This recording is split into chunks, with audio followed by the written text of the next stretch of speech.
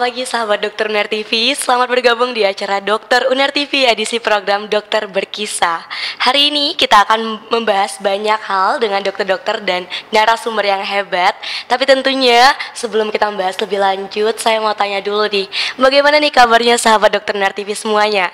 Semoga selalu sehat dan bahagia selalu ya sahabat Dokter Uner TV. Namun sebelum itu sepertinya ada yang terlewatkan nih. Perkenalkanlah saya Kartika Devina Putri sebagai host yang akan memandu jalannya acara pada hari ini. Tentunya saya tidak akan sendiri karena saat ini saya ditemani oleh dua narasumber hebat yang akan mengisi kegiatan kita pada sore hari ini. Oke, sahabat Dokter Uner TV, di sini ada Dokter Dila dan juga Dokter Ambar. Boleh Dokter Dila dan Dokter Ambar, selamat pagi. Selamat pagi. Selamat pagi dokter. Bagaimana kabarnya hari ini dokter? Alhamdulillah. Alhamdulillah baik. Bagaimana kesibukannya hari ini dokter? Mungkin dari Dokter Dila, bagaimana kesibukannya dok sejauh ini? Iya, saat ini saya sedang menjalani program studi spesialis. Jadi alhamdulillah masih sibuk dengan kegiatan pendidikan spesialis di UNER. Wah keren banget Dokter Dila. Bagaimana kalau dengan Dokter Ambar? Kebetulan sama ya, saya juga mahasiswa baru PPDS sama seperti Mbak Dila di Prodi Obgyn. Jadi kesibukannya kurang lebih kami sama lah.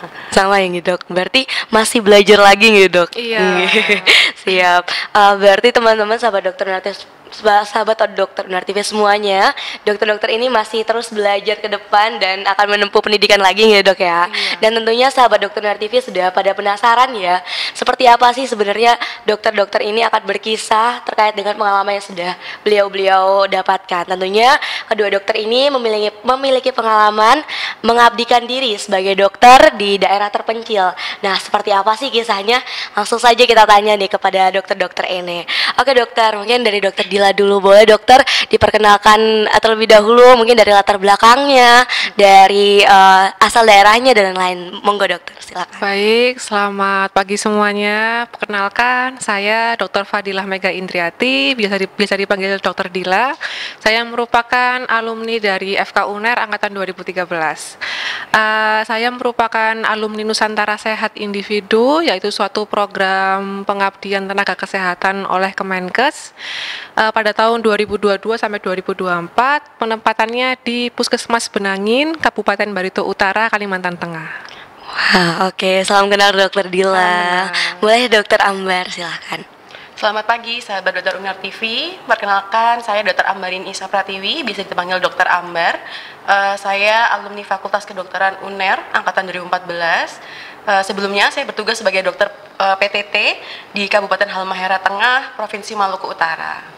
Oke, salam kenal Dokter Ambar. Wah, keren banget ya dokter-dokter ini sudah mengabdikan diri ke daerah-daerah yang mungkin saya sendiri tidak tahu dokter daerah-daerah tadi gitu dok.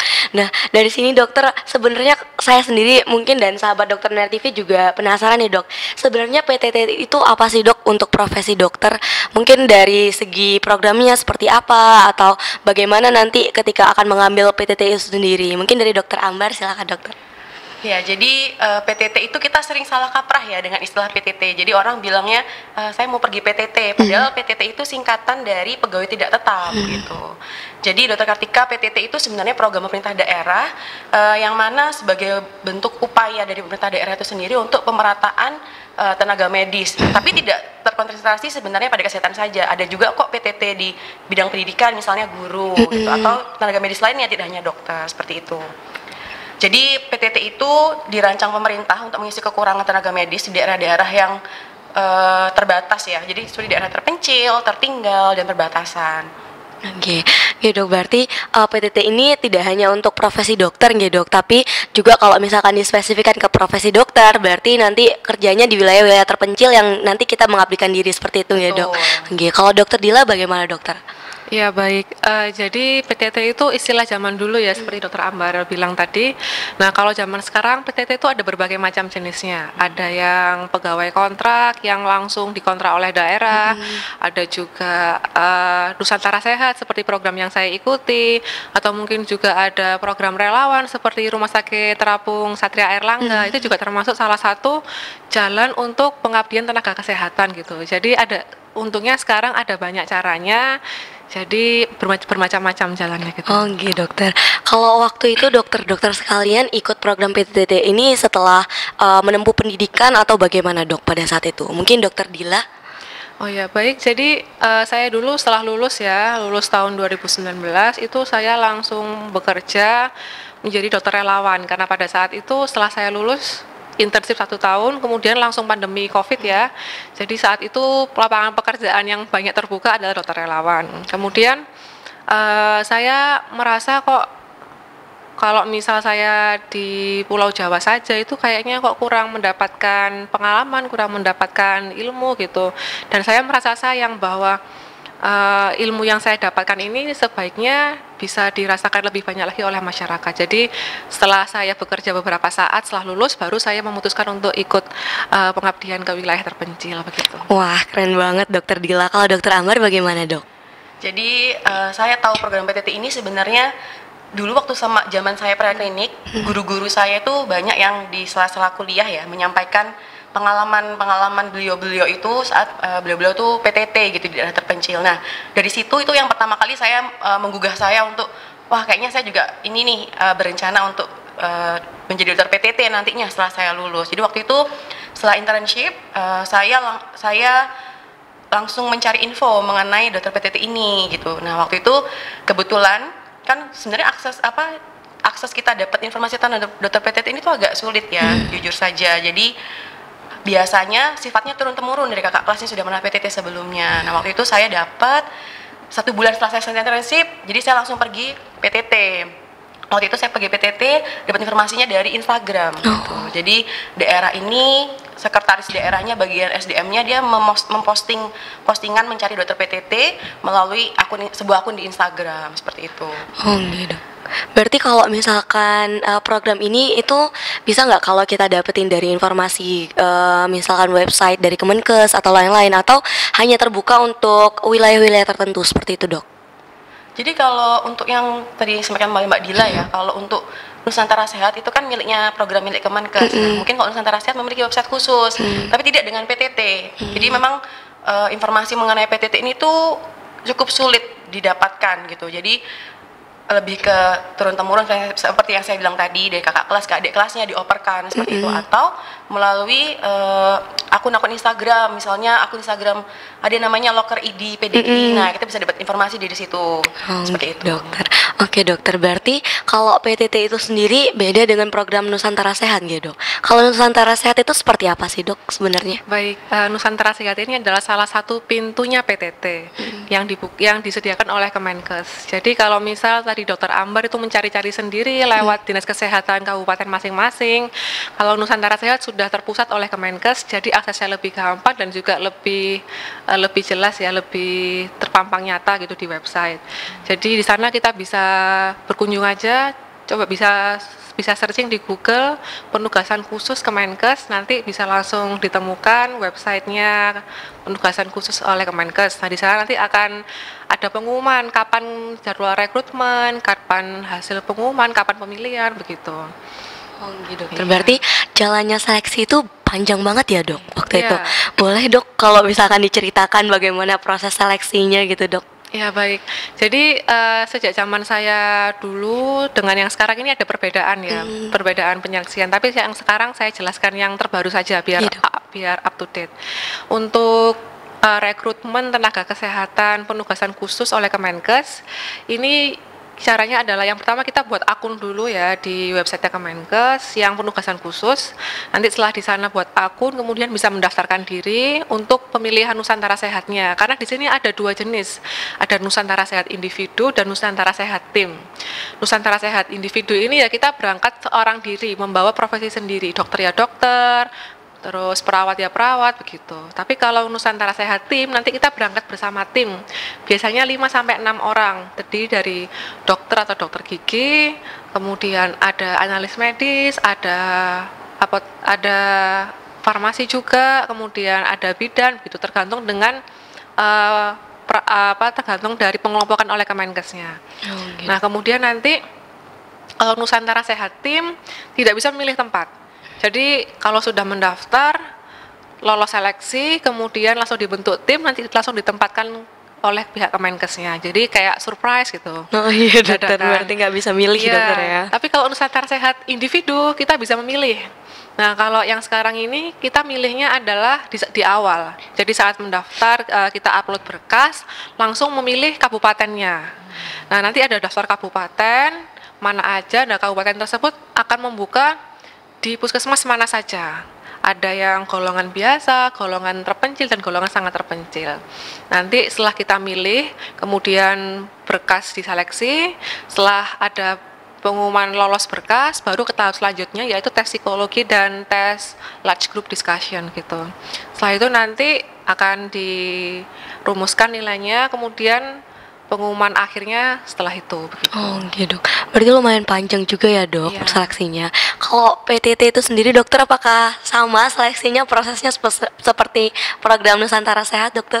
Nah, ini kalau PTT sendiri agak berbeda ya dari Nusantara Sehat. Tadi Mbak Dila sudah menjelaskan betapa panjangnya proses seleksi Nusantara Iya, Sehat benar, itu Dok. sendiri. Nah, kalau PTT itu selama yang saya tahu ya, mungkin kalau di daerah Maluku atau daerah sekitarnya itu yang saya tahu tidak ada proses seleksi gitu. Karena kenapa? Karena yang daftar saja dokternya itu tidak ada gitu. Jadi bahkan masih banyak puskesmas-puskesmas di daerah terpencil itu yang ternyata belum memiliki seorang dokter. Jadi biasanya siapapun yang daftar, dokter yang daftar sebagai dokter PTT di daerah tersebut itu biasanya pasti akan diterima kalau memang dinas kesehatannya itu membuka lowongan untuk dokter PTT seperti itu. Oh gitu dokter. Oke, berarti cukup berbeda ya sahabat dokter Uner TV terkait dengan proses seleksi antara program Nusantara Sehat dan juga PTT ini.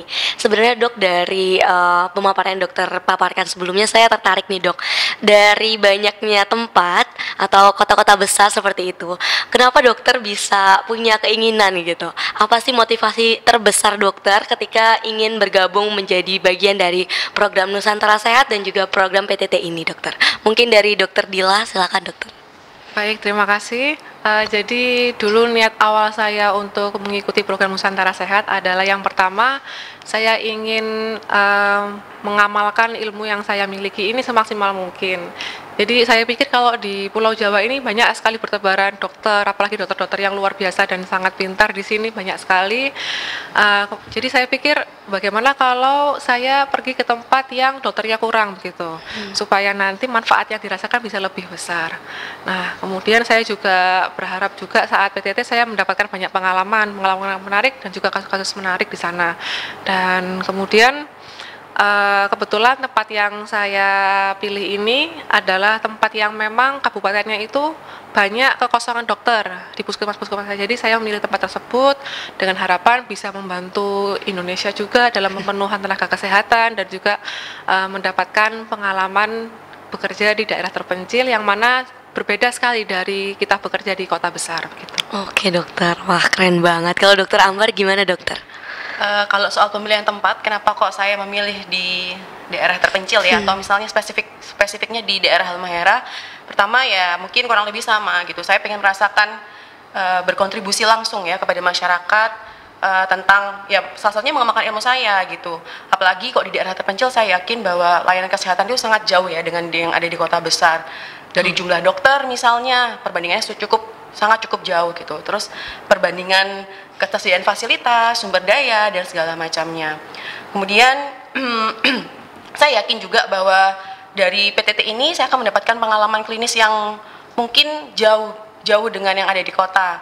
Kesulitan-kesulitan medis yang kita dapatkan itu banyak tantangannya juga. Jadi misalnya dengan kondisi geografis yang sangat jauh dari rumah sakit rujukan, karena kebetulan saya bertugas di puskesmas sama seperti Mbak Dila ya. Kemudian banyaklah kita harus beradaptasi dengan kondisi masyarakat yang berbeda, beradaptasi dengan kondisi kebudayaan yang berbeda dengan masyarakat di Pulau Jawa ya khususnya. Nah, itu menjadi tantangan khusus buat saya, dan saya merasa ya itu adalah pelajaran berharga buat saya sebagai seorang dokter. Wah keren ya, dua dokter ini benar-benar menginspirasi juga ya dengan pengalamannya yang sudah mengabdikan diri di daerah-daerah terpencil. Dari tadi saya dengarnya banyak tantangan nih dok. Sebenarnya apa sih dok tantangan terbesar yang dokter-dokter hadapi saat menjadi salah satu dokter yang mengabdikan diri di daerah terpencil? Terlebih kan kalau di daerah terpencil itu pasti yang namanya kekurangan fasilitas itu pasti banget ya dokter ya. Nah pada saat itu dokter mengalami tantangan-tantangan seperti apa sih dok? Mungkin dari dokter Ambar boleh dokter? Mungkin tantangan terbesar yang saya rasakan sejauh ini ya lebih ke keterbatasan sumber daya ya. Jadi ya sumber daya itu banyak, misalnya jumlah tenaga kesehatan yang tidak sesuai di puskesmas, misalnya komposisi bidan perawatnya itu berbeda jauh. Di puskesmas saya belum ada apotekernya waktu itu. Terus alat kesehatan, obat-obatan, tentunya itu sangat jauh berbeda dengan kondisi puskesmas di kota. Kemudian juga kondisi geografis yang seperti saya bilang tadi. Jadi puskesmas saya itu kebetulan jarak tempuh menuju rumah sakitnya itu sekitar 7 jam mulai jalur darat. Dengan jalur darat yang jangan dibayangkan jalannya lurus seperti jalan tol ya. Jadi jalannya berkelok-kelok. Terus dengan kondisi geografis yang sangat sulit, tebing, laut. Itu sih. Jadi dari tantangannya gitu ya, Dok ya. Betul. Oke. Apakah Dokter Dila mengalami hal yang sama seperti Dokter Ambar, Dokter? Kurang lebih sama juga ya, akses juga merupakan salah satu tantangan cukup besar pada saya bekerja di sana. Walaupun tempat saya bukan daerah pegunungan yang tebing-tebing seperti itu, tapi tempat saya juga cukup jauh dari pusat kota, ibu kota kabupaten, yaitu berjarak sekitar 90 km, yang mana hal tersebut ditempuh selama 3 jam dengan menggunakan mobil atau ambulan ya. Kenapa kok bisa sampai selama itu? Karena jalan di sana itu rusak berat karena memang sering dilewatin oleh truk tambang gitu. Jadi itu yang bikin jalan jadi rusak. Sehingga kalau misal kita pakai kecepatan yang tinggi, nah itu kita bisa Membahayakan diri sendiri benar, gitu. membahayakan pasiennya juga gitu. Selain itu tambahan lagi adalah faktor tantangan terbesar bagi saya adalah bahasa. Iya, jadi kan saya dari Jawa, sehari-hari juga pakai bahasa Jawa, bahasa Indonesia gitu. Di sana menggunakan bahasa Dayak. Karena kan tempat saya di Kalimantan ya. Iya, Dokter. Ya, Kalimantan Tengah. Dan bahasa Dayak itu tidak cuma satu ternyata. Di tiap dusun, tiap desa itu ada bahasanya sendiri-sendiri gitu. Beda-beda gitu ya, Iya, Dok? benar. Jadi di tempat saya itu ada 2 atau 3 desa ya, dan itu bahasanya beda-beda gitu. Misal saya tanya perawat saya yang ada di desa A tentang bahasa yang ada di desa B, itu mereka nggak tahu gitu. Jadi beberapa kali juga kadang saya susah untuk menyampaikan informasi kepada pasien gitu, menyampaikan informasi kepada pasien. Jadi kadang saya juga minta bantuan keluarga pasien yang tingkat pendidikannya cukup lebih agak tinggi gitu untuk bisa menerima bahasa Indonesia yang itu. saya jelaskan begitu. Oke, Dokter. Wah, banyak banget berarti tantangan yang perlu dokter-dokter ini hadapi ya. Tapi dari tantangan itu perlu banget yang namanya solusi, Dok. Dari tantangan yang dokter hadapi itu bagaimana sih, Dok, cara dokter-dokter sekalian mengatasi tantangan-tantangan yang ada? Mungkin boleh dari Dokter Dila. Ya baik. Jadi selain saya bekerja di puskesmas, di poli poli umumnya, saya juga ada kegiatan juga penyuluhan ke desa-desa, ke kelas ibu hamil, ke posyandu gitu. Yang mana di sana pun juga saya harus menjelaskan, memberikan informasi. Nah, padahal bahasa kita tuh berbeda. Benar, Dok. Saya cuma ngerti bahasa Indonesia, mereka cuma mengerti bahasa Dayak gitu. Jadi akhirnya ketika saya ke desa, saya selalu memegang atau membawa satu atau dua perawat atau bidan yang mendampingi saya yang tahu bahasa di tempat tersebut gitu.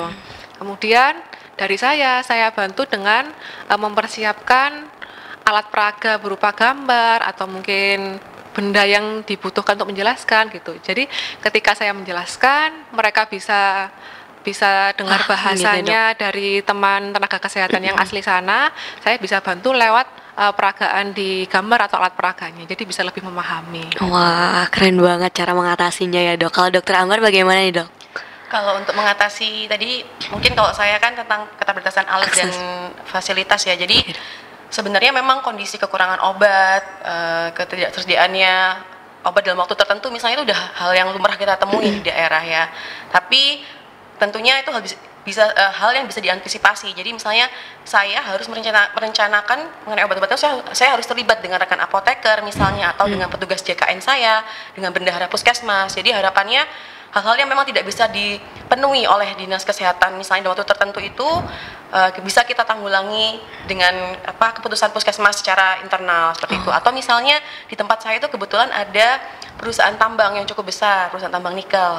Jadi biasanya kalau misalnya untuk alat kesehatan, biasanya kami mengajukan proposal untuk pemenuhan alat kesehatan maupun obat-obatan seperti itu. Oke, Dokter, wah keren banget. Untuk mengatasi tantangan itu masih ada solusinya ya, Dok ya. Oke, Dokter, kalau dari situ selain dengan tantangan yang ada nih dok, pasti dokter-dokter juga mengalami fase adaptasi ya dok, dari kota yang besar ke daerah-daerah terpencil. Bagaimana nih dok cara dokter atau strategi yang bisa dokter berikan kepada sahabat dokter Unar TV sekalian untuk bisa beradaptasi dengan cepat, menyesuaikan diri agar selama pengabdian itu lancar saja dok? Mungkin dari dokter Ambar, silakan dokter Ambar. Ya, kalau menurut saya adaptasi dengan budaya lokal itu memang kunci keberhasilan kita dalam melakukan pelayanan ya, sebagai seorang dokter PTT maupun dokter Nusantara kayak seperti Mbak Dila. Jadi kalau saya sendiri, saya selalu berusaha misalnya datang atau misalnya pendekatan secara personal kepada masyarakat itu dengan pendekatan budaya. Misalnya ada acara-acara kemasyarakatan, saya pasti akan datang. Itu dengan begitu masyarakat mungkin akan lebih bisa menerima kehadiran kami sebagai orang luar ya. Harapannya nanti kalau misalnya masyarakat ini datang ke puskesmas, mereka bisa lebih menerima terhadap nasihat medis atau proton medis yang kita berikan seperti itu. Oke, dokter Ambar, boleh kalau dokter Dila bagaimana dokter? Ya baik, benar kata dokter Ambar ya, kita memang perlu untuk mendekatkan diri pada masyarakat dan masuk ke budaya mereka gitu. Selain itu juga saya juga melakukan hal-hal lain, yaitu saya melakukan hobi-hobi yang saya lakukan. Oh iya. Iya, jadi kebetulan saya suka memasak, jadi saya sering masak di sana bersama teman-teman puskesmas di sana. Kemudian beberapa kali juga saya sering jalan-jalan ke air terjun atau hutan-hutan di sana gitu bersama teman-teman ya. Cuma sekedarnya aja untuk melepas lelah ya dok, iya benar. benar gitu. Oke dokter, berarti memang ada caranya sendiri ya dokter biar bisa beradaptasi dengan baik. Benar. Gitu. Kalau dari dokter Dila tadi memasak terus menjelajahi di sekitar gitu pemandangan-pemandangan yang indah. Kalau dokter Ambar ada nggak dok cara supaya menghilangkan rasa stres atau bosan selama pengabdian dokter?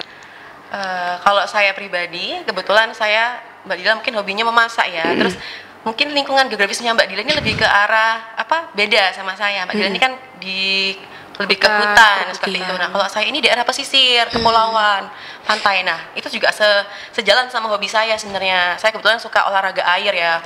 Entah itu cuma sekedar berenang, snorkeling ataupun diving gitu. Jadi terus teman-teman puskesmas itu juga memiliki hobi yang sama gitu. Jadi memasak atau makan bersama itu udah jadi budaya buat di puskesmas kami. Jadi misalnya tiap pulang kerja pasti ada budaya untuk makan bareng gitu sebelum pulang ke rumahnya masing-masing, atau misalnya di akhir minggu biasanya kita sempatkan untuk jalan-jalan ke pulau, entah untuk sekedar memancing atau berenang atau dan lain sebagainya lah, banyak kegiatan. Oke dokter, berarti kegiatannya seru sekali ya, tidak hanya pengabdian aja, kerja aja dok ya, tapi ada juga take healingnya gitu ya dok. Oke dokter, kalau misalkan dari kegiatan-kegiatan yang ada nih dok, pernah nggak sih dok terpikirkan kayak kok di daerah terpencil layanan aksesnya kurang banget gitu. Terus dari pemerintah apakah ada pelatihan atau sekedar pendukung dari pelayanan yang dokter-dokter berikan gitu dari dinas-dinas terkait gitu dok? Mungkin dari dokter Ambar boleh dokter? Ya, jadi kalau karena keterbatasan tadi ya, pasti tentunya pemerintah daerah ini sadar bahwa dengan keterbatasan geografis yang mereka miliki di daerah masing-masing tersebut, keterbatasan fasilitas, keterbatasan sumber daya alat, obat-obatan, mereka juga tentunya sadar.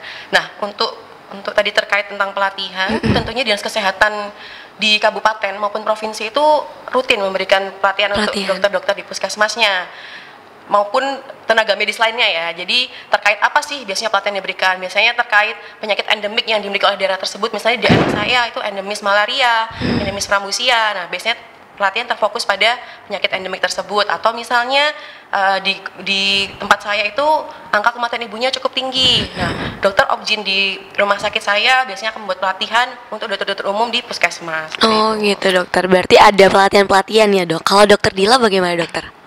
Ya baik, kurang lebih sama seperti yang dokter Ambar katakan ya. Memang pelatihan-pelatihan tersebut memang disesuaikan juga dengan kemampuan daerahnya, dari anggarannya daerah dan juga dari kemampuan fasilitas atau SDM yang ada di daerah tersebut gitu. Kebetulan di tempat saya ini rumah sakit umum daerah tipe C, terus dokter spesialis pegawai tetap di sana juga yang primer juga sudah cukup banyak, sudah ada. Nah, pihak dinas kesehatan kan juga cukup sering untuk melakukan pelatihan gitu. Tidak hanya kepada dokter umum juga, tapi juga kepada tenaga kesehatan yang lain, tergantung dari program-program yang mereka pegang. Dan juga bersyukur juga dari pihak Kemenkes juga ya, pihak Kemenkes ini telah memberikan semacam kayak mandat gitu kepada pemerintah daerah atau dinas kesehatan untuk memberikan pelatihan-pelatihan terkait dengan program-program yang memang kita jalankan sehari-hari di puskesmas. Jadi selain memang kita ditugaskan untuk membuat laporan-laporan, tapi ternyata pihak Kemenkes ini juga bertanggung jawab dengan kemampuan skill yang kita miliki gitu. Jadi tidak dilepas begitu saja. Nah, alhamdulillah juga selama saya jadi dokter umum di sana juga sering kecipratan dapat pelatihan-pelatihan gratis dari sana begitu. Oke dokter, berarti walaupun sedang melakukan pengabdian, tapi dokter-dokter ini tetap mendapatkan pelatihan dan juga dapat fasilitas juga dari dinas-dinas terkait gitu. Iya. Gitu. Kalau misalkan dari kegiatan yang ada atau selama dokter menghadapi berbagai kasus di daerah, pernah gak dok menemukan satu kasus yang unik gitu, atau belum pernah dokter-dokter alami, dan pada saat itu bagaimana cara dokter-dokter sekalian untuk menghadapi situasi seperti itu dokter? Mungkin dari dokter Dila, silakan dokter. Iya, jadi kalau kasus yang unik saya pernah ketemu ya. Jadi mungkin di sini teman-teman sudah tahu bentuknya duri rotan belum? Duri rotan Belum, itu dok. bentuknya tuh kayak panjang gitu, seperti rumput agak tebal, dan ada durinya di sekujurnya Rotan-rotan permukaannya itu. Jadi seperti batangnya mawar tapi lebih banyak lagi durinya. Nah itu saya pikir itu kalau misal kena ke manusia paling cuma kena kulit atau kena kaki, kena tangan gitu ya. Tapi ternyata ada yang dia masuk sampai ke dalam telinga. Gitu. Oh iya, dok. Iya, bentuknya Jauh sepanjang banget. ini itu bisa sampai masuk ke dalam telinga gitu. Saya juga heran Ampun. itu kok bisa masuk, kenapa gitu. Apakah dia lagi tidak sadar kah, dikerjain temennya apa gimana gitu. Nah, ini saya juga bingung. Saya pertama kali lihat duri rotan, kemudian kok masuknya sampai ke daerah Ke dalam telinga telinga, gitu. gitu. Jadi saya takut apakah ini bisa kena kendang telinganya atau tidak gitu. Tapi kemudian setelah saya amati, pelan-pelan dicoba, bisa dikeluarkan dengan aman gitu. Oh, Dan gitu. pendengarannya tidak terganggu. Oh iya dokter, Iya. berarti itu pengalaman yang salah satu unik ya Iya, dokter ya, belum pernah saya dapatkan di Pulau di Jawa. pulau-pulau lain ya dok. Iya. Kalau dokter Amar bagaimana dokter? Kalau tadi mungkin Mbak Dila menyampaikan kasus uniknya, kalau saya mungkin mau menyampaikan kasus yang menurut saya kasus yang cukup kompleks ya, tapi ditambah lebih kompleks lagi karena kondisi keterbatasan fasilitas maupun infrastruktur kesehatan gitu di daerah saya. Jadi waktu itu saya pernah mendapatkan kasus pasien laki-laki dengan total AV block waktu itu. Nah, sedangkan rumah sakit di daerah saya itu rumah sakit tipe D minus gitu. Bisa saya bilang seperti itu karena kenapa? Hanya ada satu dokter spesialis obgyn. Jadi untuk spesialis bedah, anestesi maupun lainnya itu biasanya hanya dokter residen yang berotasi di rumah sakit itu. Jadi tidak selalu ada. Nah, waktu itu ya yang saya pikirkan hanyalah gimana caranya menyelamatkan pasien ini dengan keterbatasan kondisi di puskesmas saya gitu kan. Jadi saya lakukan apa yang bisa saya lakukan. Kemudian saya harus merujuk ke rumah sakit di provinsi dengan jarak tempuh sekitar 9 jam dan 2 jam jalur laut tentunya. Nah, tapi mungkin banyak faktor ya. Jadi saya bisa bilang bahwa kita bertugas itu tentunya pasti banyak faktor. Mbak Dila mungkin juga merasakan pastinya. Jadi bukan cuma faktor ilmu atau tangan kita sebagai dokter aja, mungkin ada faktor X atau faktor lainnya. Dan ternyata nggak disangka-sangka bahwa pasien ini sampai ke rumah sakit rujukan itu kondisinya bisa selamat gitu ya. Karena sebelumnya saya edukasi ke pasien bahwa kemungkinan resiko meninggalnya besar gitu, apalagi dengan mengingat perjalanan yang cukup jauh. Ternyata bisa sampai ke rumah sakit rujukan. Nah, itu sudah sangat-sangat melegakan buat kami yang merujuk gitu. Itu sih kalau Jadi itu pengalaman yang deg-degan juga gitu ya dok ya, di tengah keterbatasan fasilitas yang dokter hadapi. Tapi keren-keren sekali gitu dok, sudah memiliki pengalaman yang luar biasa. Kalau dari dokter-dokter sendiri, ada nggak sih dok saran gitu untuk dokter-dokter mungkin yang dokter-dokter umum nantinya untuk mengikuti jejak dokter-dokter sekalian, dokter Dila di program Nusantara Sehat dan juga dokter Ambar di program PTT. Mungkin dari dokter Dila boleh dokter? Iya baik, jadi pesan saya untuk sejawat sekalian atau adik-adik calon sejawat, saya sarankan untuk merencanakan masa depan kalian. Teman-teman ini pengennya apa gitu, yang diinginkan oleh keluarga apa, jadi direncanakan lebih awal. Syukur kalau sebelum lulus sudah direncanakan gitu. Jadi ketika sudah lulus bisa langsung dilaksanakan perencanaannya. Nah, kemudian selain dipersiapkan, teman-teman ini juga perlu untuk cari informasi yang lebih luas ya, terutama ke kakak kelas atau ke teman-teman lain yang sudah lebih dulu melakukan. Nah, setelah dirumuskan rencananya, kemudian jangan lupa dikomunikasikan ke keluarga, terutama ke orang tua ya, karena memang kan ini PTT ini atau penugasan khusus ini kan ini ya, dikirimnya tuh jauh ke mungkin dari daerah asal kita, bisa jadi ke luar pulau juga ya, ke luar Jawa. Nah, dikhawatirkan nanti keluarga ini tidak paham atau khawatir keselamatan kita gitu. Jadi dikomunikasikan lebih awal sehingga tidak ada rasa kaget yang diterima oleh keluarga. Nah, kemudian saran saya sih, memang dulu saat saya sebelum bekerja di sana ya, saya merasa lulus sekolah itu sebaiknya memang langsung lulus sekolah dokter, sebaiknya langsung sekolah spesialis gitu. Karena memang dari awal saya sudah pengen spesialis. Tapi ternyata setelah saya menjalani penugasan di sana, saya merasa kok saya bersyukur sudah ikut penugasan di sana gitu, karena saya merasa saya mendapat banyak ilmu, banyak pengalaman, dan banyak insight hidup yang saya dapatkan di sana. Oh gitu. Terima kasih banyak Dokter Dila. Dokter Ambar boleh dokter.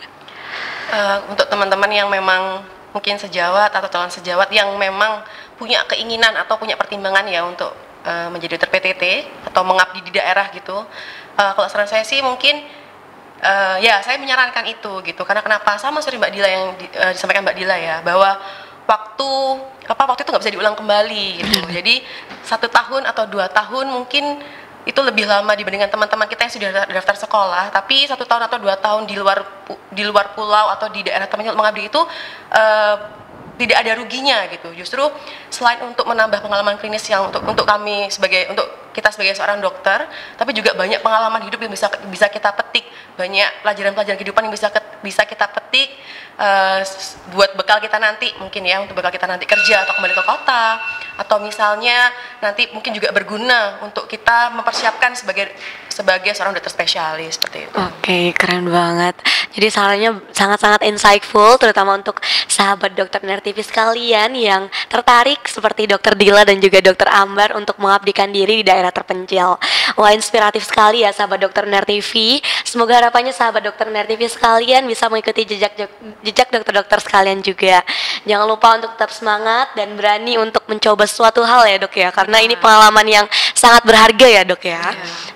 Untuk sahabat dokter NERTV sekalian, jangan lupa untuk ikuti kami di Instagram dan YouTube Dokter NERTV agar bisa selalu update seputar pengetahuan kesehatan setiap minggunya. Tetap jaga kesehatan dan selalu semangat beraktivitas. Saya Kartika Devina selaku host hari ini mengucapkan banyak terima kasih dan sampai jumpa di episode Dokter NERTV selanjutnya.